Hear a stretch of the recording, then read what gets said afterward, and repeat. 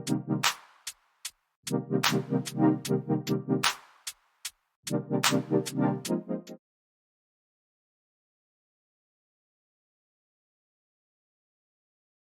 going on, everybody, and welcome to the Other Side of the Firewall podcast. We talk about the latest and greatest in cybersecurity news, as well as we highlight those movers and shakers and glass ceiling breakers, those people of color who've made it to the other side of the proverbial firewall. My name is Ryan Williams, and as always, I'm joined by Shannon Tynes. What's up? What's up? What's going on? And Chris Abercon. What's going on, everybody? What's going on? So this should be season 4, episode 5, I think. I'm already losing track. It's either episode. We're doing the seasons now. We're doing.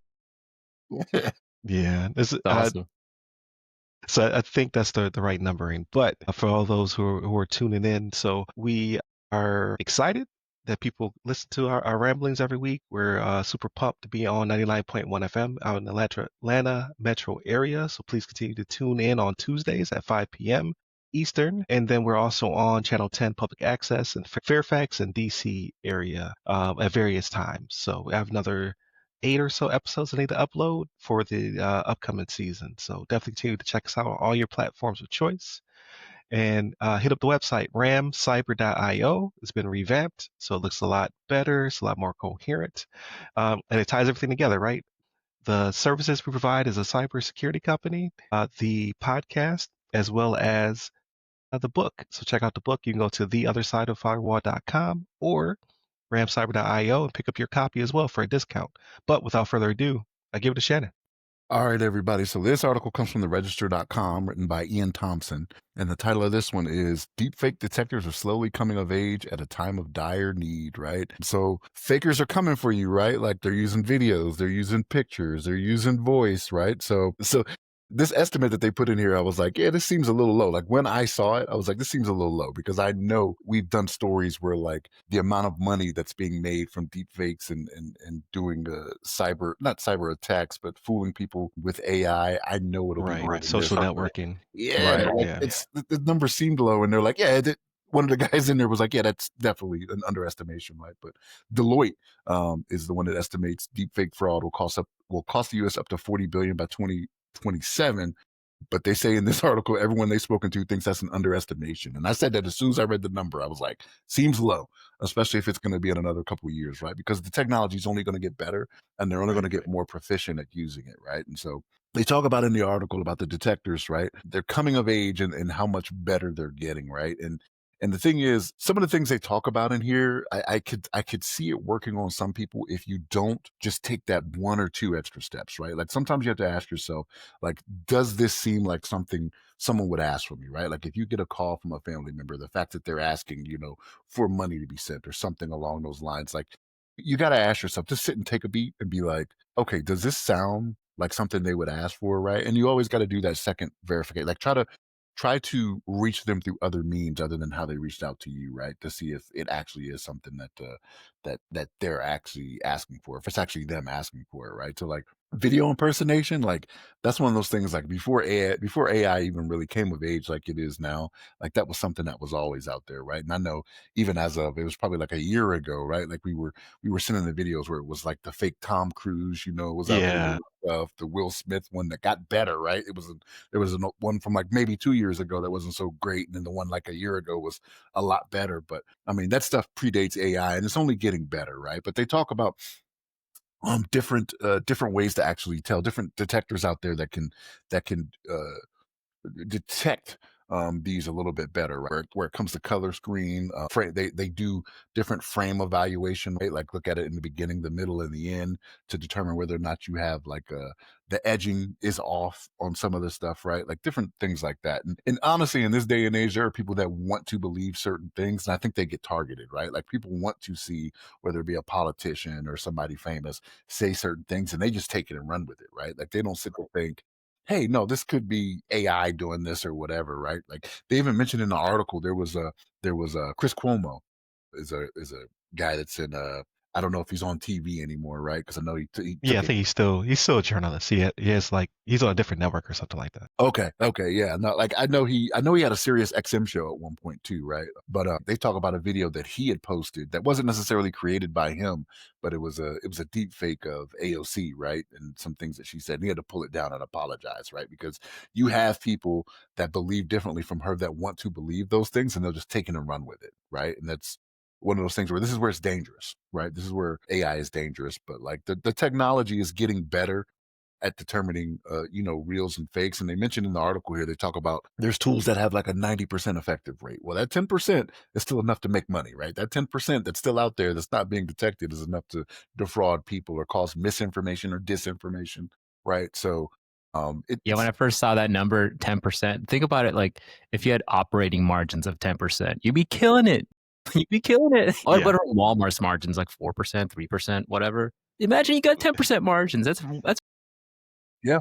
Yeah, and that's the thing is that, and I think the point of the article is that yes, we are trying to get better, right, and try to minimize that 10%, right, is what they're trying to get to. But yeah, it's a scary thought that 10%, because like I say this I say this not to put it out there, but like when I was working at the NAS, like if we got to 90% efficiency on certain things, we were like, okay, we're good. Like with all the business that we Yeah, managed, that's like there was stellar. so it's many, like stellar. Yeah.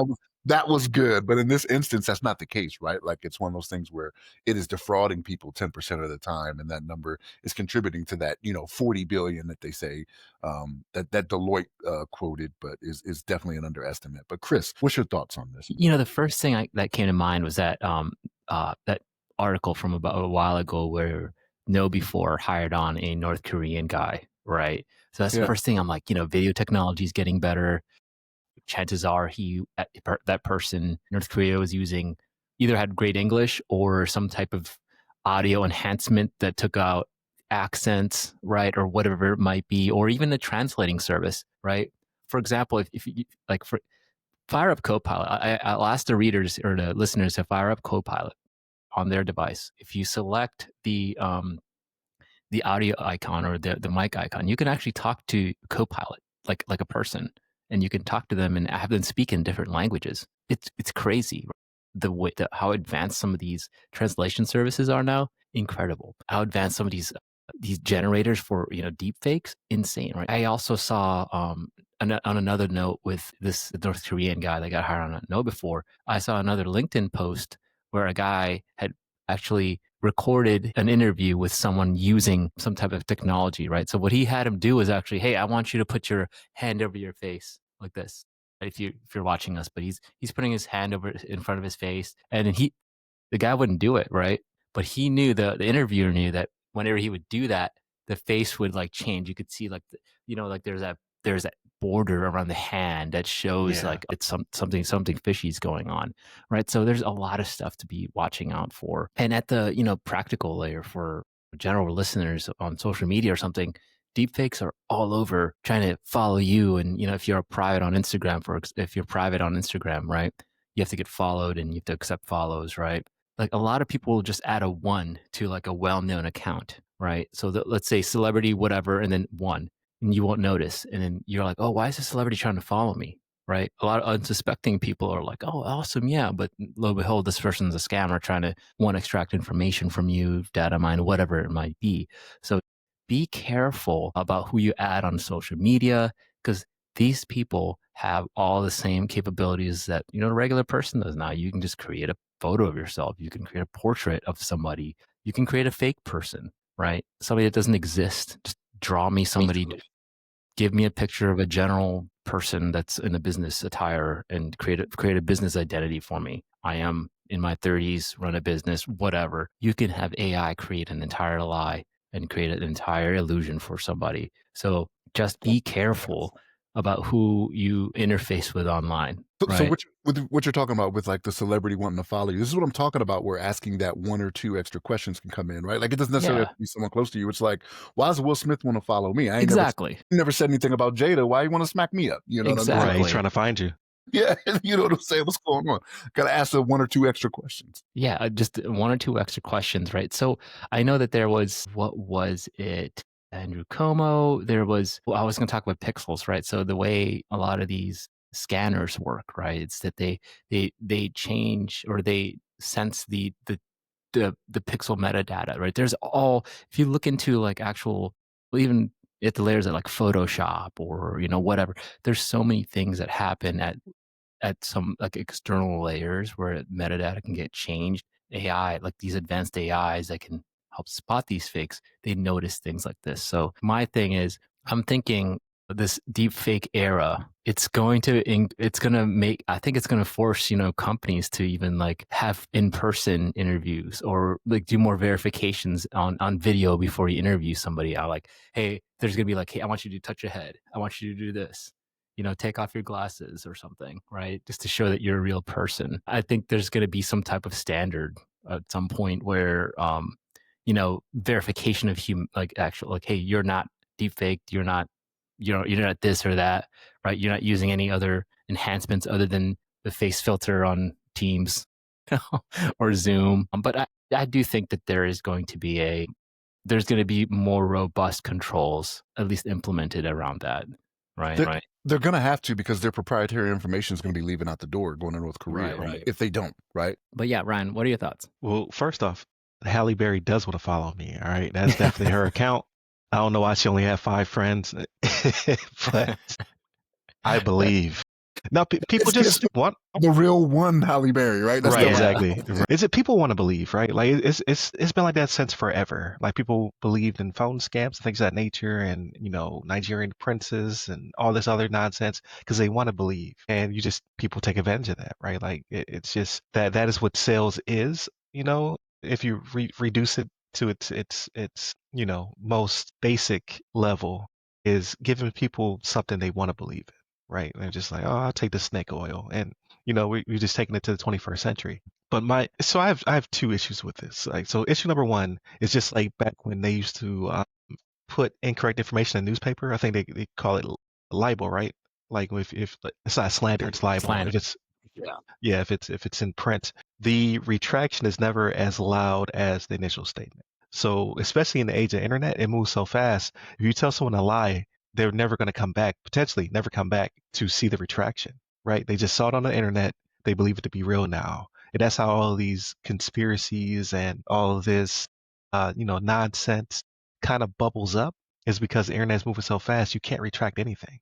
So that video of AOC that Cuomo pushed out was already out there before Cuomo pushed it out, right? Like it's already circulating the internet. So it's not like if he put it on TV, so many less people watch TV than they ever did before, right? So he just gave it to people who don't use social media. So he did spread it, but he spread it to a new audience of people who don't have TikTok or whatever, that have seen the video initially. And then when he goes to retract it, right? Who's to say those people ever came back to see it for his apology? I think the problem is that you have to stop it before it happens. You can't stop it after the fact. There's no adjudication after the fact. Well, we can go to a deeper layer of that, right? Like if an organization or somebody's willingly lying to deceive, right? All they have to do is post something fake and then, half-butted, half-assed apology after that, right? So that's how they can continue to, but I won't go there. Yeah, I was gonna say, because there's news networks that were sued in the not so recent past, Yeah. for millions of dollars, and people don't know that. Like that continuously comes up to tell people, like, hey, they said that they were kind of like sports entertainment, they're not real news. But they just continue to push, their agenda because they're a company and they want to stay in business.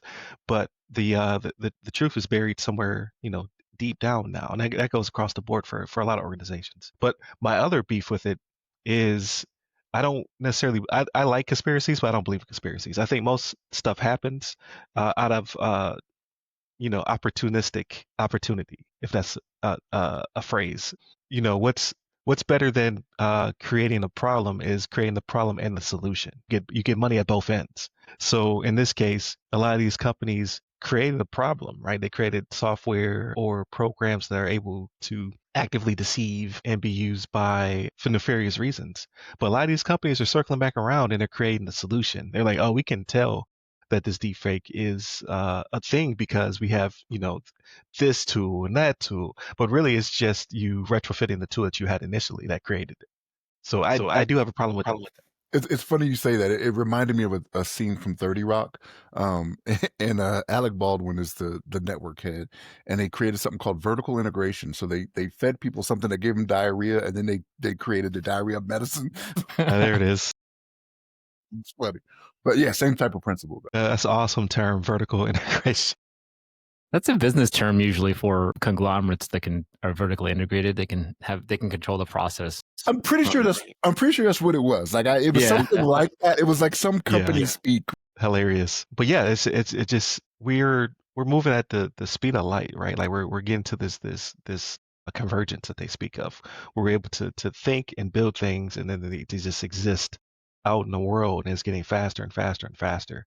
So the issue is, in my opinion, that we need to, because we always talk about bake-in security and the creation of things. They're just not thinking of that. They're like, how do we get to market as quickly as possible, which they've been doing forever, right? With drugs and food and medicine. And they're doing the same thing with AI. They're not putting guardrails on it initially, they're doing it after the fact. And it's just becoming a systemic issue for the 21st century. Like this is the new, think of a drug that went south.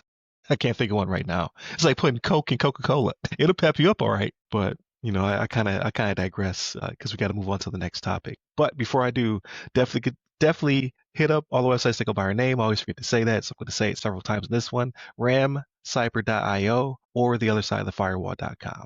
But Shannon, over to you for the next topic. All right. So the next one is a release from the Office of Public Affairs and justice.gov, right? So the title of this one is Justice Department Announces Coordinated Disruption Actions Against BlackSuit Ransomware Operations, right? So this is them talking about the law enforcement seizes servers, domains, and approximately $1 million in laundered proceeds owned by BlackSuit Royal Ransomware, right? So this is one of those things where it's a multinational a task force type thing that got down and did some work, right? So look, we talk about, like me anyway, I love to see this, right? Where we work with other countries, right? And the fact that we can still work with other countries and do these things is great. But yeah, so the takedown that they talk about in this was done by the Department of Homeland Security's Homeland Security Investigations, right? The Secret Service, the U.S. Secret Service, IRS Criminal Investigation, FBI, international law enforcement from the UK, Germany, Ireland, France, Canada, Ukraine, Lithuania, right? Like keep naming them, keep going. Let's keep making this happen, right? So, but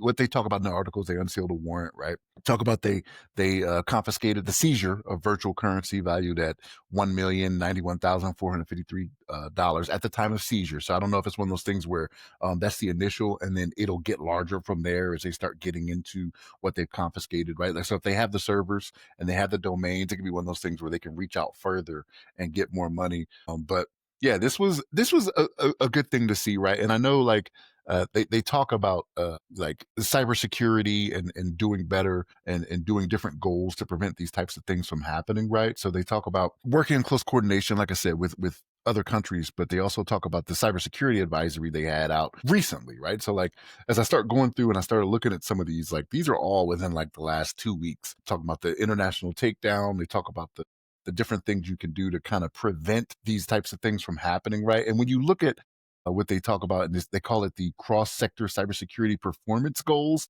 Like as I was looking through these, I was like, these seem very basic. I don't know if it's because I've worked so long in the DoD. I'm like, how are these things not being done already?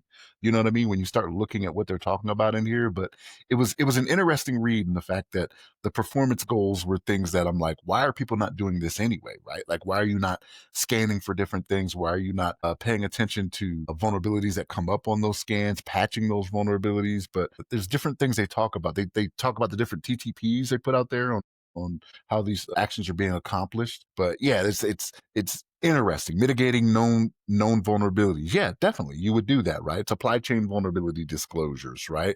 Changing default passwords. Yes, of course you would do that, right? But like maybe that's not the case. Maybe that is how, and I don't know if they'll ever go into it or if they're able to address it on this is some of the things that they were using through this group to try to gain access to different sectors. But like, yeah, Right. it's very basic stuff, man. And But that go ahead, Chris. I was just gonna say, I mean, Shan, that's why you are, strategic. You're a outstanding asset. A lot of veterans, right? A lot of veterans that go in with the security mindset don't realize, like, when they go up and they transition out of the military, they're like, man, these companies don't have any of the stuff that we did. But again, they have a different goal. They have a different mission, right? We are we take a defensive posture in DoD, right? We do everything that we can to protect our troops, right? So any little thing like that might seem little to us in the outside, right? It could cost the company a lot of money, right? So it's a balancing act, right? Yeah, I was gonna. Keep going. Keep going. Go Yeah, ahead. I was gonna say the same thing. I think we are biased. Yeah, we're biased 100%. Like, why wouldn't you install this multi-million dollar sim? Like, that's going to cost your company. Why wouldn't you do that? Right. Yeah, because I see it a lot as well. And I'm just like, how do you not already have these processes? Not like the mom and pops that makes sense, right? Like Yeah. somebody who's trying to build up or whatever. But when you get to a mid-size or a corporate entity, and you're like, why don't you have this? It's just not a priority. They're Mm-hmm. like, let's make this money before we pay for the defense of our IP Mm-hmm. and what have you. And it usually comes from regulators. Like Yeah. a lot of regulation comes down. So it's kind of like full circle, right? Like we were Yeah. heavily regulated in the military, and now these larger entities that can cause harm are now being regulated like the Department of Defense was regulated. So it's coming, but yeah, we're definitely biased because I see some stuff and I'm just like, man, this is why they hired me. You get that, you feel that mission again. You're like, Yeah. yeah, this is why they hired me. I need to fix this. That's funny. I mean, I think for medium, small organizations, right, at a bare minimum, do what you have to do to make sure you can keep that cyber insurance, right? 'Cause that cyber insurance is it's going to be key, right? I mean, talking back to, the incident in Canada where the entire city didn't get a payout of 18 million or whatever it might be because they didn't have MFA installed. Cyber insurance says, hey, they identified that, but the city didn't implement it. So they were held, like, was it liable, or they were responsible for any of for that specific loss. Yeah, for millions, Yeah. and I think they took the pill better than most because Canadians are so friendly. They're like, hey, we didn't do that, Yeah. don't you know? But no, Oh, I was gonna say, yeah, it really is good to see that this coalition came together to knock these things down. Because at the end of the day, it's just like any other crime syndicate or I don't know what you would call it, like a cabal. These huge networks are kind of like in Arco it says like kind of operating with impunity on the internet. It's just harder to catch them. They're more there's more anonymity as well as they're able like we've seen in the past with Revel and other Hydra, like chop off one head and another one grows in its place. So it's a little bit harder to finally disrupt them and to take their stuff, which they did in this case. They were able to disrupt them, take their stuff, and recuperate money, but which will hopefully go back to some of the victims, right? But it's still kind of the wild wild west, so it's good to see that they are kind of organizing and able to get in there and shut these larger criminal organizations down. It's still not as fast as I would like, unfortunately, because they're able to get as much money as they were able to get as quickly as they're able to get to it. But you got to start somewhere. So it's good to see them continue the process. and this is why I think prevention will prevent that. I hate to say the same thing when I'm trying to explain it, but like if you go the prevention route, like if you make it to where it's not as profitable or it's more work for them to make money doing this, it ends up being one of those things. It's like it's not worth the effort to sprout up again under a different name and go through all of this, right? So like don't pay out the ransoms, right? You know what I mean? Start taking these steps that make it harder for them to infiltrate, right? Because I don't want to say a lot, but I've seen it a lot to where when we do these articles and we talk about how somebody is infiltrated, right? Or a business is infiltrated. Usually it is just poor security practices, man. Like they have, old updates they haven't, or what do you say, out of date software, you know what I mean? Like poor MFA, right? If implemented at all, right? Things like that. That's like that should have been like way, way, way early in your implementation, right? Like in your planning stage, you should have said, these are the things we're going to do and we're going to implement. Like it shouldn't have been something that it shouldn't have been the attack vector. It shouldn't have been how they got into your network, right? But so like if you take the time to do those things, if you go through the prevention, right, be more proactive and not reactive, it makes it less profitable for them and it makes it not as attractive a target to them, right? So Yeah, and I would say because we do have to move on to the next topic, I would say get away from being theatrical, right? A lot of organizations it's just theater. They have policy and governance on top, but it's not applied, right? There's no action being taken. It's like we have all this great documentation. Like, look at us. And the opposite happens as well, right? Where you'll see people have like really good processes, but they're not documented. So then if they, someone were to quit or get hit by a bus, it'll all go, to the wayside. But Hmm. for the most part, like people are really good at either building documentation or purchasing documentation, but then they're just like, I don't have anybody to implement it. And then like it's again theater. You're like, oh, I have all these policies. Well, that's great. But you don't have anything underneath them. Like you didn't implement anything that you talked about, or at least not to a good extent. Hey, if you're a smaller or medium-sized company, hire an MSP, right? Right. Look at some MSPs that can, that's what their job is, right? They can help manage that stuff for you, right? But a few thoughts I wanted to get out before we move on to the next topic. One, right? The article, or rather, the announcement talks about specifically an example where the royal victims they gain access to your systems and they actually make you pay a ransom in Bitcoin. So the Bitcoin determines the amount of money that was sent, right? Because that's why they're saying in the article they mentioned the at the time of ransom it was this because Bitcoin changes. Obviously, it's very dynamic in its prices, right? So that's one thing to consider there. Bitcoin is how these people operate, right? They're going to ask for some type of crypto. And two, for the listeners that didn't know, right? The U.S. Secret Service heads up a lot of financial crimes, right? They do a lot of white collar crime and things like this, right? So they're not just protecting politicians, presidents and whatnot. They actually have a financial crimes department that works on what these white collar crimes, right? So it's pretty interesting to look at. So they're not just protection. They do a lot of cool stuff.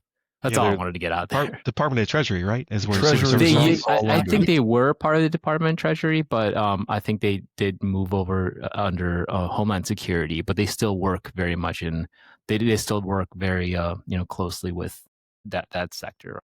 That's weird because they still work on the counterfeiting stuff too, like counterfeiting like of Mhm. money and things of like that nature. So I thought they were still Treasury, but you might be right. Like DHS is what they fall under. It could be right. Yeah, for sure. Yeah, I'm always interested. Like I had a coworker when I was in Virginia. His dad was Secret Service, so he grew up like traveling with his dad, and he talked about like all the politicians his father protected, and how they lived in like communities of themselves, kind of like the military, all kind of congregate around each other. They would do the same thing with the Secret Service. So it's always interesting to hear it. It really is like a little small special forces type situation, right? Like. So it's always cool to hear his stories. But moving on. So the third topic, I'll give it to you, Shannon. All right, everybody. This one comes from federalnewsnetwork.com, written by Justin Doubleday. Title of this one is Latest CISA Cyber Guidance Urges Organizations to Inventory OT Assets, right? So again, this goes into what I said last time, right? Like, why are you not doing this anyway, right? Like Uncle Sam has put it in me that I do this all the time, where I inventory my assets, scan my assets, know the criticality of my assets, right? Like how is this something new out there, right? But that's what they're talking about is like anything that you have out there in the operational environment, making sure you're inventorying it. You're taking the step of knowing the importance of it, right? Like again, scanning it, making sure you're doing all these different things that you need to do, right? That you should be doing. Again, comes second nature to me because of what the DoD has said that we need to do. But one of the things they have in this article that I looked at is they actually have a foundations for OT cybersecurity asset inventory guidance for owners and operators, right? And it was published August 13th. And what was interesting about this, what I liked about this, I should say, right, is they talk about the stakeholders in this, right? And they talk about the following industry stakeholders contributed to the development of this document. And when you look at some of the names on here, I like seeing this because these are organizations that are not necessarily widespread throughout the nation, right? So American Water, British Petroleum is not even, it's not even American, right? But they also have Denver Water, right? Southern California Edison, right? That's just a region of California, right? Pacific Gas and Electric Company, Montgomery Township Municipal Sewer Authority, right? So the reason I point this out is that when you have these smaller organizations and I can't say for sure whether or not they were hit with a cybersecurity attack that made them contribute to this, but this is part of the Joint Cyber Defense Collaborative that CISA led, right? I think it was like a year ago. I can't remember. I think we did a story on it, or we read it independently to ourselves, where we were passing it back and forth. But when you start having like these smaller organizations, right? Lansing Board of Water and Light, EverSource Energy, these are small organizations to where you get you get the view from the lower organizations, right? I don't want to say organizations, but what would you call that? Like infrastructure, Critical infrastructure, maybe? critical infrastructure. Yeah, but like they're on a smaller level, right?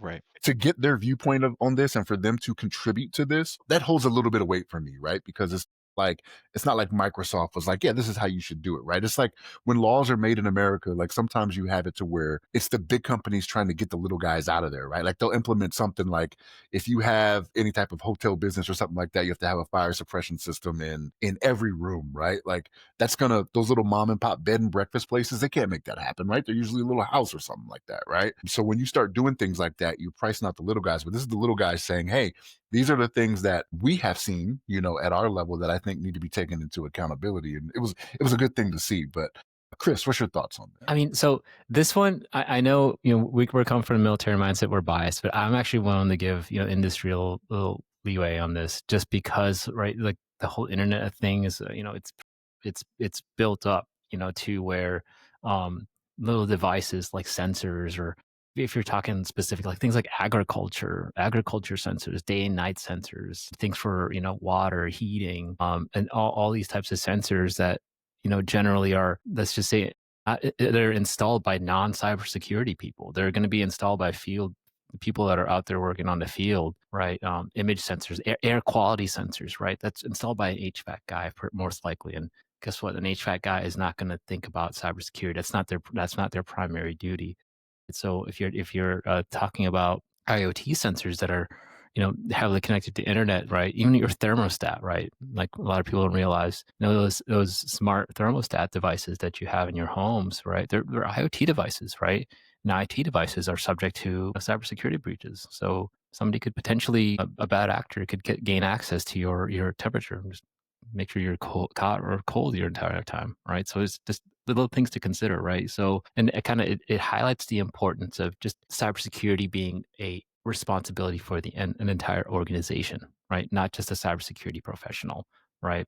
So cybersecurity is now part of regular business practice, right? It's part of our everyday considerations when it comes to our general business dealings, right? We're installing something, right? We're working on a new product, right? IoT, does it have an IP address, right? Is it sending something back to a central log? If it does that, it's an IoT device, and chances are it can be compromised. Is there any sensitive data traveling to that? Right? You don't want that type of information to be accessed by bad actors. So what's cool is I opened up the article, right, and they actually have a link to the actual CISA guide, right? It's pretty extensive. It's awesome actually. It goes through some specifics, for example, the oil and gas organizations, electricity, taxonomy for electricity organizations, and water and wastewater, right? So it talks about how you can inventory your items at because it's essentially managing like a little mini database, right? Everybody's inventory is going to be different. Everybody's inventory is not going to be standardized or normalized at some type of database, right? But it gives you best practices as an organization to be able to index and find that information, and then see if there's any anomalies that are happening right at these specific sites. Right? So at the end of the day, right, like farmers are not going to know. They're not going to think about it for cybersecurity. They're worried about growing their crops. O- OT devices, right? All this operational technology stuff. It's extremely important for just general business, especially at these utilities and operational technology devices. Right, they're going to have to be normalized to some degree. But I think they also talk about performance monitoring. What's the uptime on these IoT devices? For example, is some water sensor in your sewage system, whatever, is for some reason, is it out every day for like an hour at weird times? Is that planned maintenance? Is that a planned outage? Right? Did somebody take it out, or is it out? Was it taken out? Was it compromised? Right? So many things that can go. There's so many scenarios that can be played out when it comes to these IoT devices, because generally you set them and forget it, right? You set them and forget it. So it's just a lot of stuff to consider.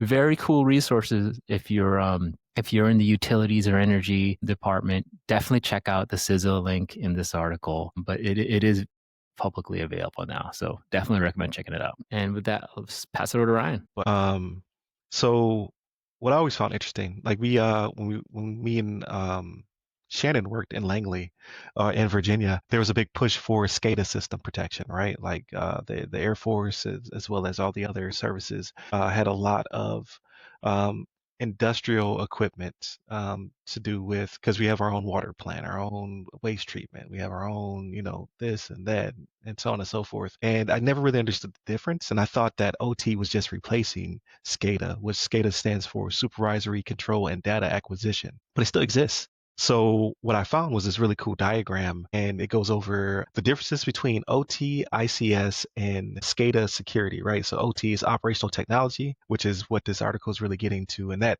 encompasses, right? So there's a really cool diagram where you have OT over ICS. ICS stands for Industrial Control Systems. And then Industrial Control Systems encompass DCS and SCADA. I can't find what DCS stands for. I would assume something like Distributed control systems. there you go. Thank you. And those two intertwine, right? Those two bubbles touch. So you have OT is over ICS, and ICS is over DCS and SCADA, and SCADA and DCS overlap. Because I was like, this is OT a term that's replacing SCADA? Because I never hear SCADA anymore. But no, it's not. It is a overarching concept, but you still have SCADA systems in your waste treatment plants, water facilities, nuclear power plants, things of that nature. So there's a huge industry here, right? So if you wanted to specialize in this, I think that would be a really cool way to go. It's not necessarily something I would want to devote all my time to, but I'm always fascinated how those systems work and are continuously, like you said, IoT devices are continuously being integrated within these systems. So you have like water treatment plants being taken over, like in the past, where the one that Oldsmar was found to be in quotation marks not a hack. It was more of a oversight or a broken process. I don't know. It was widely reported that it was an RDP hack, but you know, uh, it's not my water table. So I digress. I'm over here by Zephyr Hills, as you see in the stores. Zephyr Water is over here, but I always found it to be interesting and something I wanted to look more into because I'm fascinated by IoT devices, right? Because everything's getting an IP address. I mean, it's Everything's all getting an MAC networking, address. right? If you're Yeah. a networking guy, you understand how IoT works. It still needs to connect to some type of LAN Mhm. controller, right? And it needs to go back to some type of server. It's all there, guys. Yeah, absolutely. Again, like I think that is something like because we always talk about things that aren't going away, right? Like so, I think cybersecurity will be an industry that will last the test of time because things are everything's getting an IP address, everything's getting a MAC address, right? So everything will be connected to the internet at some point. But you also have like obviously your hands-on skills, right? You need plumbers and HVAC technicians, things of that nature. But I think a subdivision of security and networking is definitely these OT systems, and they're not going to go anywhere anytime soon because we need these critical infrastructure things, right? We need water, we need power. So I think this would be something like if you're looking to get into the field and you have any experience in any of these industries, this might be your pivot, right? You'd be like, okay, well, I worked at one of these facilities. So let me start to dig into how does the network work in here and how does security work? And I think that would be a good pivot for you to get into the industry. So it's very fascinating. Like even just now I found out DCS. Like I didn't even know that was a thing. Now I know. But now I don't have anything, super mind blowing to add to this conversation. It's just there's always something new to learn in this field. And, I always find it fascinating, especially when casinos are being taken over because their smart thermostat was hacked. So now they're It was losing payroll money. it was it was in their aquarium, wasn't it? Wasn't it? Yeah, it was in their fish tank. Yeah. Unbelievable. Yeah, they hopped from the fish tank smart thermos into the payroll system and start taking some money. So it's very fascinating. Ocean's 11 type stuff when it comes to these systems. So definitely continue to check that out. But we gotta talk about our weeks. We have to get that in here. So if you haven't noticed, we've changed the format. So we're not divided into 3 episodes anymore with a interview sprinkled in there from time to time. Which go back and check out. I have really 2 cool interviews that we just recorded. One with Angela Diaz she's a risk officer. Learned a lot of really cool stuff about how risk impacts everything, right? And how fraud actually does kill, right? It's not hyperbole. And then also check out Alan Wesley, where he's a super smart guy. He has a whole digital avatar. Like the dude is awesome. But Alan goes into more of the future of agentic intelligence and how it'll impact us. So it's definitely like a futurist type conversation. So I had a lot of fun in that one as well. But without further ado, Shannon, how was your week? It was a good week. So celebrated my wedding anniversary. Wife and I went out to dinner at the Broadmoor. I don't know if you guys have ever heard of the Broadmoor over here in Colorado. It's a big hotel, one of those expensive joints you go to and whatnot. But The we had dinner Broadmoor, there. because we have a Bilmar. Is it similar? I I don't don't know. know. I don't know what the Biltmore is. The Broadmoor, like we ate dinner there. That it was a good dinner. It was pretty good. Expensive. One of those things, right? But they have like a wall of fame of people that have visited, and like the pictures are taken at the Broadmoor, right? Like on their golf course, their ranch, Got you. things of that nature. But like a lot of ex presidents on there, I was like, wow, you know what I mean? Like it's Yeah. old hotel, very nice. So we had, like I said, we had dinner. We walked around at night, looked at the lights and whatnot, and just talked about the next several years. Right? What you gonna say, That's Chris? awesome. No, I Congratulations. was just gonna say I just googled the Broadmoor and I'm like, this looks awesome. Yeah, The longest running Forbes 5-star AAA 5 diamond resort. Hey, yeah. please sponsor us, Broadmoor.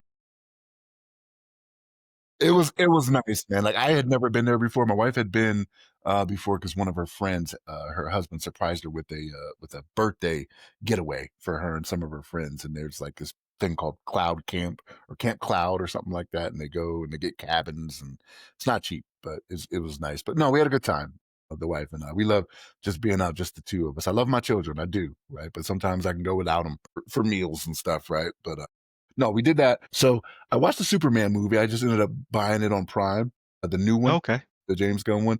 And Ryan, I know you said you liked this better than some of the ones in the past. I think I'm not as big a James Gunn fan as other Mm, people are. I like the Man of Steel version. Yeah, with Henry I Cavill. like that one. I Yeah, like that one.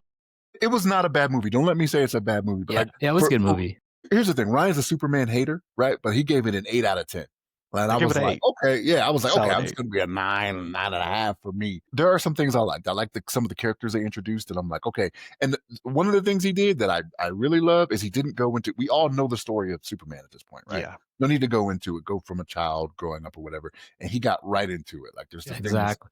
3,000 It's years just ago. It was it's this. just like going over Spider-Man's backstory again. Yeah. It's been played out a million times. Yeah, No Uncle need. Ben, man. Uncle Let Ben, that how man, many times has he got let to him, sacrifice let himself? him rest. Let him Yeah, rest. but like that I liked, and they got right to it. They did what they needed to, but I don't know, man. And it being darker, because there are some spots in it. I'm like, ooh, okay, that was dark, right? Like the portal world and whatnot.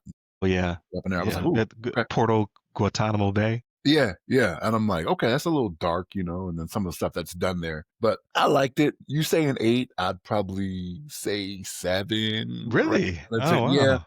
I don't Okay. know what it is about it that made me think that. And the first part of it was a little slow. Like it's a lot more talking. Like it starts out with like there's stuff happening and there's a fight, and then it's Yeah, like, the okay, Hammer of Bravia. yeah, whatever that is, right? Yeah. And some stuff you figure out, right? Like I'm like, okay, I know this is how they're able to do this, right? I figured it out before it was even exposed later on in Hmm. the movie. I'm like, there's only one way to get to that place, right? So that was pretty good. I didn't mind it. So I know I said before in the past I was watching a lot of like Jean-Claude Van Damme movies. I moved on to Steven Seagal now. I don't know what it is, Nice. but these old movies, I'm like, and he's a terrible actor. Like I didn't realize how He bad is he was, terrible. and I'm He is just like, terrible. what's the one? Is it Mark for Death or whatever? The one where he's in the coma and he's making the coma scene and whatnot. And I'm like, yo, you're terrible. Yeah. Like, but Where's the yeah. one where he's on the ship? What's that one called? Under Siege. Under Siege. That's a Yeah. Navy. You're talking about Senior Chief. Yeah. That's my man. Yeah. I was like, that's one of those great Navy classics. I'm gonna Top Gun and Under Siege. I I'm love gonna Under find Siege. it. Navy classics, baby. That one I will like if it's on somewhere, like even if it has the commercial Watching it. or not, I'll watch it. Yeah, I don't know Yeah, what it it's is. There's usually some like good U- actors US on there.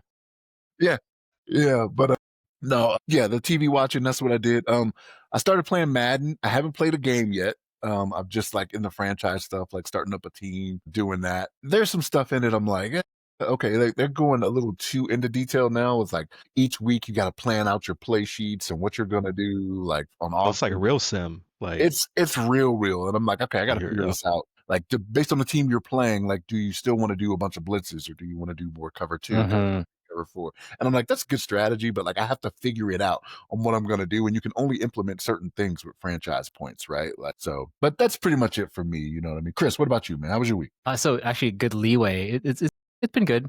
But good leeway into talking about sports because one, the NFL preseason is going on, right? So the only reason I pay attention to preseason is dynasty fantasy football, right? So I'm picking up some rookies and things like that. Looking who's a star there because these people could be potentially season stars, right? But yesterday, so as at a time of recording, I picked up the gentleman from the wide receiver rookie from New England, Efton Chisholm, right? He crushed it yesterday with 6 for 6 receiving, 71 yards, and 1 touchdown, right? Rookie, right? I picked him up. And then last week I picked up Darius Cooper from the Eagles, who had a good preseason game. Again, it's just preseason, doesn't mean anything, right? But you never know. These guys that are trying to make a name for themselves, or you never know, because like for example, Adam Thielen on the Vikings, right? He wasn't a top prospect, coming out of the draft, but guess what? He was killing it, right? So I'm looking for those, little players like that can provide a lot of value at a low cost, right? That's the cool thing about fantasy, at least dynasty fantasy. Right? It's not, you don't redraft every year. You're like a GM. I'm a general manager for my team. So we're drafting rookies and things like that each year, and you're stuck with the players that you have. And if they are injured, just got to deal with it, right? So been doing that. That's been kind of fun. Fired up WoW the other day. It was great. Just played for a few hours. Yeah, Like loved it. vanilla classic? No, WoW I actually or played the new one, right? The okay, War Within. So I'm playing my Death Knight. I love it. I love my Death Knight. Like gotcha. Like so, tanking. I could never really get into because I started with Dark Ages of Camelot, right? So like Yeah, way back in the day, but it's too much happening on the screen. Like I don't know, like it's just like cools and buffs and I love that it's stuff. a I love lot. it. Yeah, I love spell. So that's one of the things that huge difference between PC games and console games. Right, you're limited to how many spells you can do based on the number of Right. combinations, permutations on the trigger and whatever. Right, but on my keyboard, I've got the Shift key. I've got all these keys here that could be a different spell. Right, so if you've played MMOs or whatever for a long time, you've figured out your system to where like you can have 2 spells per key, right? Like for example, I use QE, QW, R and T for spells, and you shift all those. Then you have Crazy.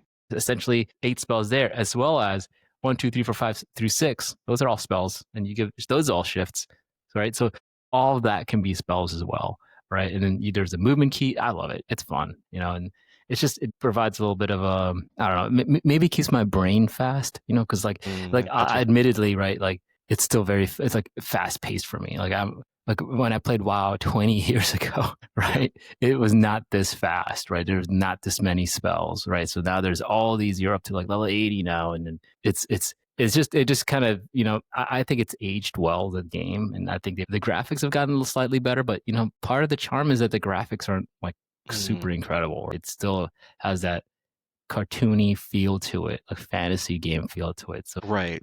I do enjoy it a lot, and it's generally accessible to a lot of computer, like a lot of Macs can run it, right? There's regular laptops can run it, right? The regular person can play. He doesn't have to spend thousands of dollars on a NVIDIA 5090 and just to play it at decent frame rates. Right? It's pretty cool. I like that about it, even though I do want to build a computer like that. Right. Right. But yeah, so there's that. What else? We've been making pizza here, so we got a little Oh yeah, pizza yeah. still. Tell us Yeah, about that. Yeah, yeah, that's awesome. yeah. That's become a weekly thing now, right? It's fantastic. We picked some, it's so much better when you just make it yourself. My wife makes the dough, I make the sauce. We team it up, and we have this little baking steel right in the oven. Put it in the top rack or 2/3 top rack. It's fantastic. I highly recommend it. There's something about pizza that doesn't have all these preservatives and all that crap they put on whatever. You never know what you eat.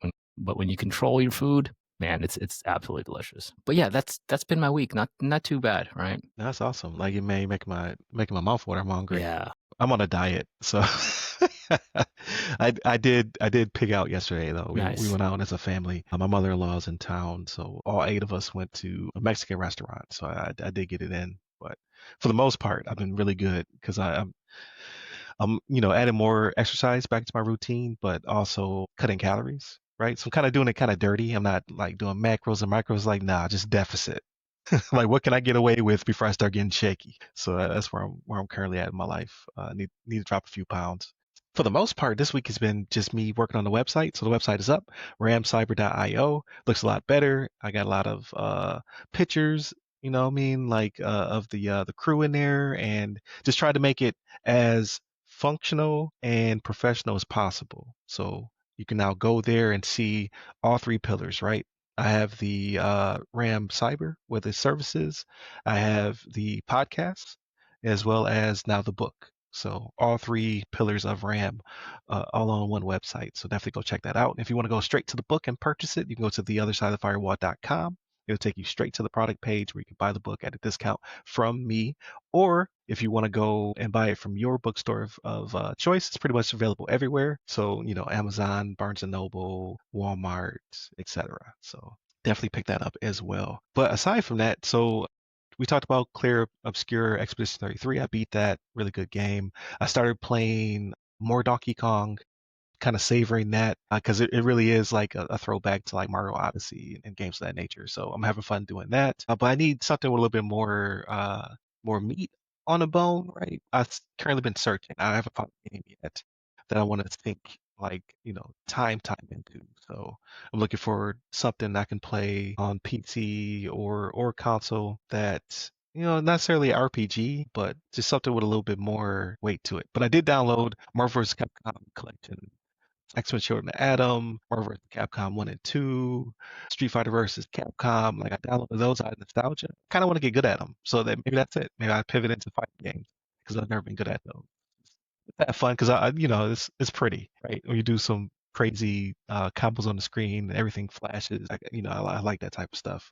And yeah, just getting ready for another week of work, getting the website up to snuff. Next integration will be I built a GPT called Ask a CISSP. So Ask a CISSP GPT. I shared it with my coworkers because they love when I give them things to break. I'm like, hey, check this out. Like, but its purpose will be I'm going to integrate it into the website at some point, and I want it to be able to answer those easier in quotation mark questions, right? If you want to reach out and find out like what framework should I be using, how should I be using it, how do I do this type of assessment, like things you can self-service as well as career advice, right? It's been trained on all of the most robust frameworks that I use at Ram Cyber as well as the guide, and it'll also toss you to episodes that might answer your questions as well. But ultimately, what I wanted to do is give you the easy stuff, obviously build trust in the brand, and then for the hard stuff, after I learn how to use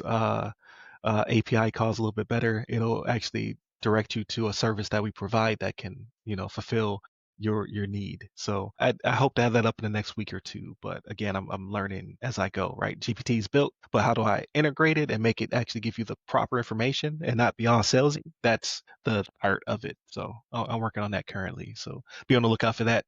It's not on the marketplace yet, but it'll probably be on the marketplace in the next week before I put it on the website, just so people can try to break it. But yeah, super excited, right? Like things are rolling. My small business association application is complete, so I'm waiting for my badges. I should hopefully get service disabled, veteran-owned business, a veteran-owned business, and minority-owned business badges soon. That can help me compete on the market as well, because people get breaks and things of that nature, or they target that type of business for their particular needs. So very, very boring week, but I'm very excited. Definitely continue to check that out. Oh, and I started cloud, so I'm going to do AWS fundamentals. Trying to be like the all-knowing Chris over here, who's Nah. Chris is deep, getting deep it in the in. certs, Yeah, Chris is getting it deep in in the on that. certs. So, but yeah, because I'm working on a work project that involves hybrid cloud, so I want to definitely get a little bit more foundational, so that it'll help me with assessing their environment as well.